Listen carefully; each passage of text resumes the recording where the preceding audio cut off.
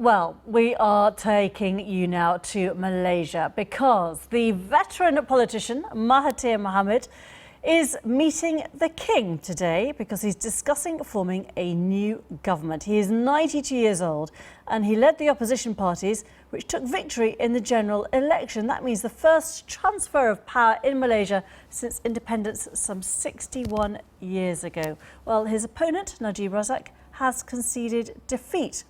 Our Southeast Asia correspondent Jonathan Head is in Kuala Lumpur for us. First of all, 92, that is some age to take over leadership of your country. Quite a comeback. It is an extraordinary comeback when you think this man dominated not just Malaysia but this region with his towering personality in the 1980s and 90s. He retired in 2003. He was already an old man then. I have to say, watching him on the campaign trail, he's got the energy of somebody half his age, and his press conference today after a pretty sleepless night, his wit was as sharp as it ever has been.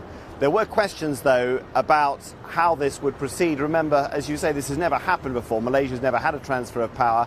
Constitutionally, the procedure is pretty obvious. The constitutional monarch, that's one of whoever of Malaysia's 9 kings takes the rotating position as king of the whole country, is supposed simply to swear him in much the same way it happens in Britain. But there have been delays. Dr. Mahathir got quite frustrated earlier today because it hadn't happened. We now believe that appointment is for about 2.5 hours' time, and he's already gone to the palace. So we think everything's in place now, and it seems to be just because of the unprecedented nature of this power transfer that things have gone rather slowly.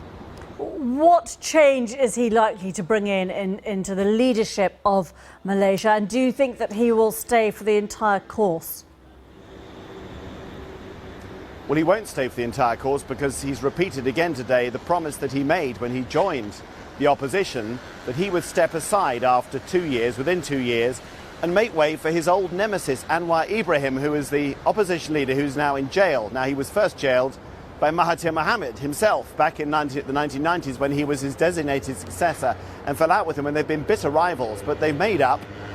Some say it's just a coalition of convenience, but he's repeated time and again, this is my agreement. I will take over merely to smooth over the transition, but within 2 years I'll get a pardon for Anwar Ibrahim, and he will then be able, assuming he gets elected as an MP, to take over. So there is a plan there, and Dr. Mahathir's plan is to step aside. Now, the opposition has quite a comprehensive plan. The outgoing government accused them of being economically reckless. They are going to cancel a very unpopular sales tax, but of course that will leave a hole in the government's revenues.